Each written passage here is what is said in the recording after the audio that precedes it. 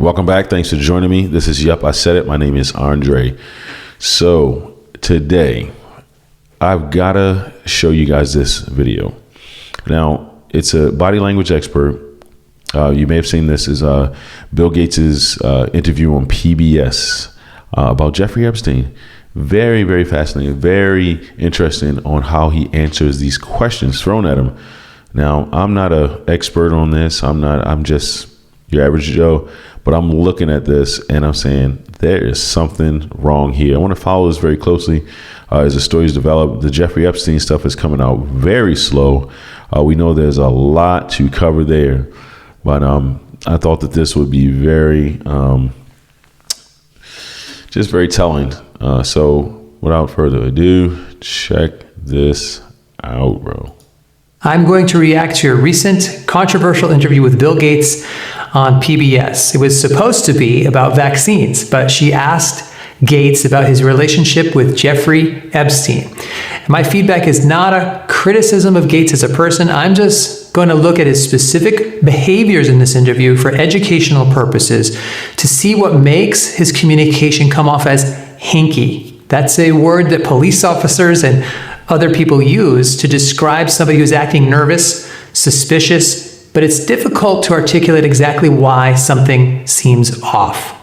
We're going to consider Gates's past behavior as a baseline to look at his answers about Epstein. I already watched his answers about vaccines from earlier in the interview to see how he would normally act. And this clip starts 80% of the way into the conversation when Judy Woodruff changes the topic and starts asking questions about Epstein. The same. All right. So, but first of all, before we go any further, like and subscribe to my channel. Hit the bell notification so that you get all the updates. But watch until the end. This is going to get very, very interesting. You just have to kind of see for yourself. Bill Gates is wild, son. The same focus. I also want to ask you about something else in the public arena. It was reported at that time that you had a number of meetings with Jeffrey Epstein, who, when you met him 10 years ago, he was convicted of soliciting prostitution from minors. What did you know about him when you were meeting with him, as you've said yourself, in the hopes of raising money? I had dinners with him. I regret doing that. He had relationships with people he said, would give to global health, which is an interest I have, not nearly enough philanthropy. This is just me. Is he moving around a lot? What the hell is wrong with this man? He goes in that direction. Those meetings were a mistake. They didn't result in what the hell? He purported, and I cut them off. That goes back a long time ago now. So there's nothing new on that. It was reported. First, he didn't answer the question. He never answered the question, bro. He never answered it. Bro. This is crazy. Asked him about what he knew about Epstein when they first met. He replied, I had dinners with him. His answer is misaligned, and that's the first sign of trouble. He's also giving off some very distracting body language. He's shifting in his chair, he's wringing his hands and playing with his fingers. His eyes and his head. Like a toddler. Would you catch him in a cookie jar or something? What the hell? This is crazy. He's lying, bro. He knows what's good. Are all over the place. Our baseline showed us that he did some of these behaviors here and there in his previous answers. And now he's doing a whole collection of them all at once. And that uptick shows that something has changed.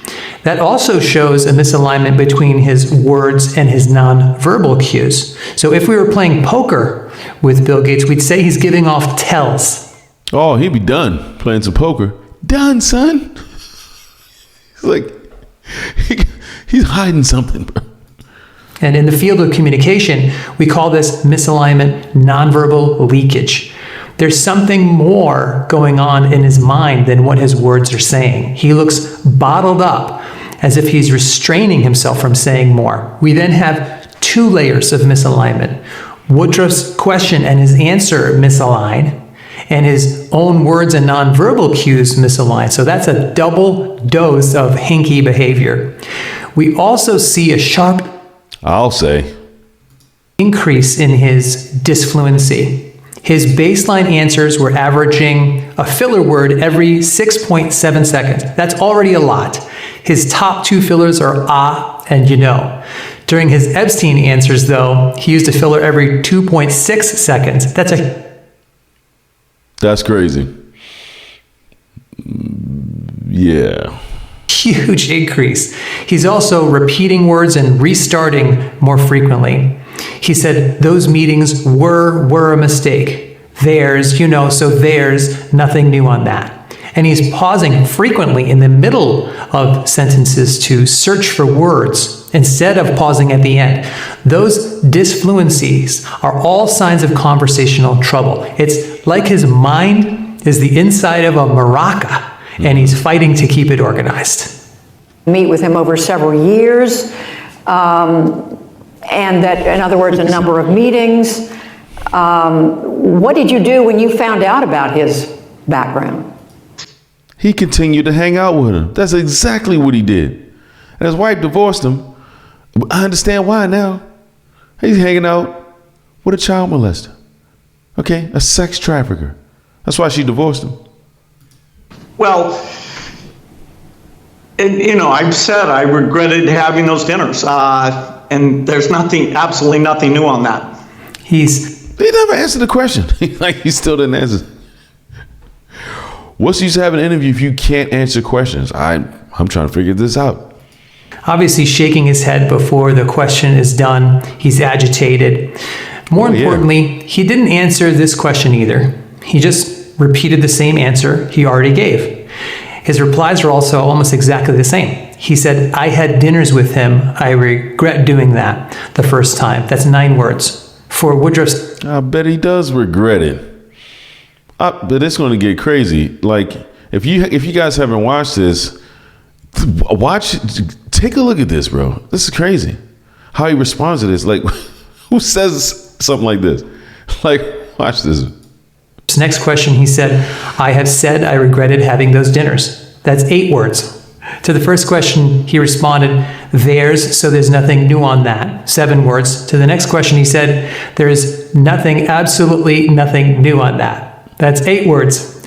This, to me, sounds exactly like the type of talking points that a lawyer prepared for him on a note card. Right. This is not how transparent people talk, and it's not even how he talks. In his earlier answers in the interview, we used that as a baseline. He used longer sentences and gave helpful details. He's also here repeating the use of the word dinner. That specific word sounds calculated to me. Mm-hmm. He might be doing what the communication researchers in crisis call minimization, to explain things in a way that make them seem less harmful. The statement, there's nothing new on that, also sounds like minimization to me. Mm-hmm. One way police interrogators establish if a suspect is telling the truth is to compare a suspect's answers with information that the police can verify in another way. So if a suspect is lying about or downplaying basic verifiable facts like where they were, they could be lying about even more important information that police have not yet verified. So the question is, does the word dinner accurately describe the various meetings that he had with Epstein, or is he minimizing? Now, I'm not a detective, but if there's verifiable information out there that establishes that these were more than just dinners, then post a comment below about that. But even if we put aside the fact that he's just... I want to be reading those comments. I want to know if somebody knows something here. That's what I want to know. Yeah. Repeated his answer here. Let's talk about an important concept called quantity. That's a conversational maxim, a concept that says a normal conversation will flow well when people provide an adequate amount of information, quantity. It's a sign of conversational trouble when somebody gives too much or too little information for the situation. So I looked at all of his answers earlier, and his answers about Epstein are less than half the normal length. His first several answers in the interview provide a baseline of a 46-second average. His Epstein answers average just 21 seconds. He clammed up all of a sudden, and that's another reason he comes across as hinky. Is there a lesson for you, for anyone else looking at this? Well, he's dead, so, in general, you always have to be careful. He's dead. In general, you always have to be careful, he said. That's strange. Very strange, very odd thing to say. It's almost like he's messaging to somebody else. He's dead.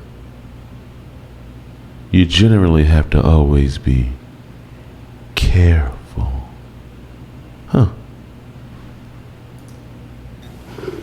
And, I'm very proud of what we've done in philanthropy, very proud of the work. Who asked him about philanthropy?